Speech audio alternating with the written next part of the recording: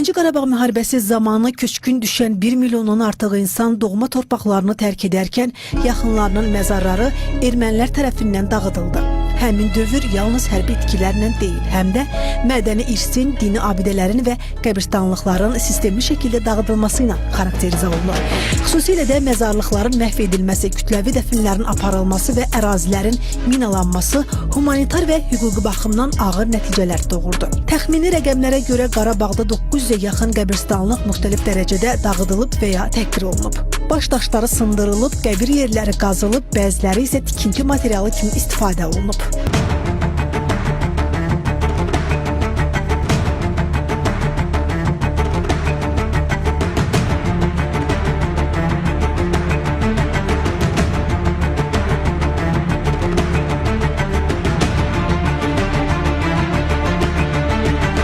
Bu cür hərəkətlər yalnız dağıntı deyil, həm də bir xalqın yaddaşına, kimliyinə və dini dəyərlərinə qarşı yönələn akt kimi dəyərləndirilir.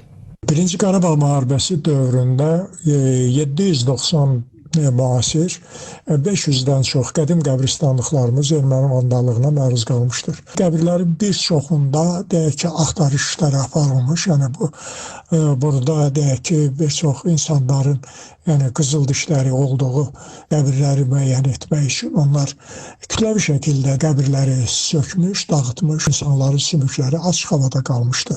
Erkən orta əsrlərə aid olan qədim qəbristanlıqlarımız da mövcuddur ki, onların da bir çoxlarında qəbristan abidələr yoxa çıxıbdır, yəni götürülüb, aparılıbdır ermənilər tərəfindən və bunların bərpası da olduqca çətindir. Yəni onun həm yerli müəyyənləşdirilməsi, həm orada deyim ki, o qəbristan abidənin hazırlanması olduqca çətindir. Qəbirlərlə bağlı ermənilər sözün əsl mənasında Azərbaycanlılara qarşı vandal hərəkətlər nümayiş etdirdi. Çünki Birinci Qarabağ müharibəsi zamanı işgəncələrlə qətlə yetirdikləri şəxsləri kütləvi şəkildə dəfn etməkdən də çəkinmədilər. Nəzərə alsaq ki, 1992-ci ilin yanvarında Daşaltı əməliyyatı zamanı 90-a yaxın Azərbaycanlı həyatını yitirdi. 30 nəfər itkin düşdü. Onda görərik ki, Şuşada aşkar edilən məzarlıqlar həmin dövrü əhatə edir. Daha bir kütləvi məzarlıq Şuşa həbsxanasının ərazisində aşkarlandı. 17 şəxsə aid olduğu ehtimal edilən insan qalıqlarının 11-i bütöv, 6-sı isə hissələr şəklində üzə çıxdı. Onların hər birinin üzərində ermənilərin verdiyi işgəncələrin,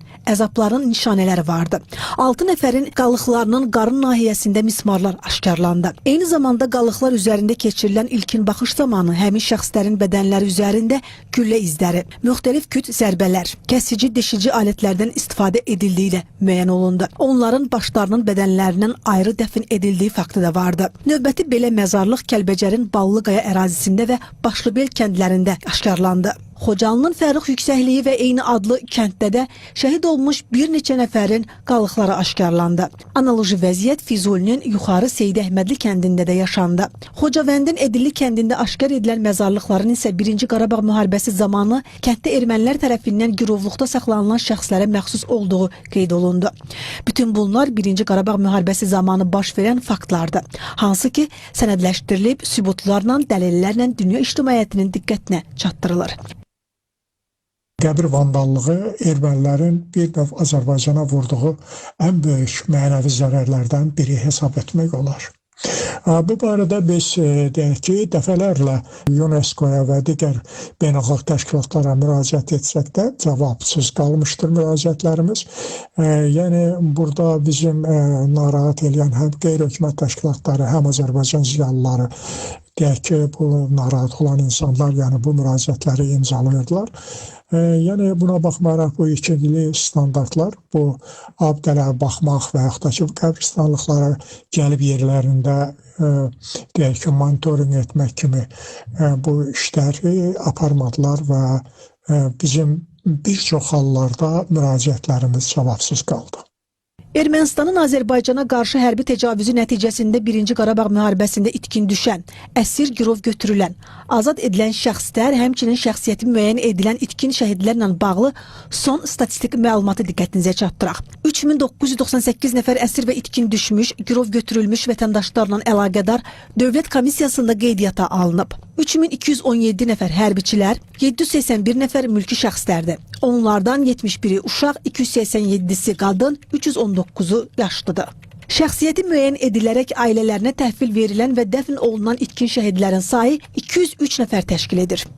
İşğal olmuş ərazilərdə ən ciddi problemlərdən biri də məzarlıqların və ətraf ərazilərin minalanması olub. Qəbristanlıqlara giriş uzun müddət mümkün olmayıb. Məzarlıqların dağıdılması, insanların kütləvi şəkildə dəfn olunması və ərazilərin minalanması ən ağır humanitar problem hesab edilir. Bu, ermənilər tərəfindən tarixi və mədəni irsin məhv edilməsi, insan hüquqlarının kobud şəkildə pozulmasıdır. Simnari Həmid qızı, Real.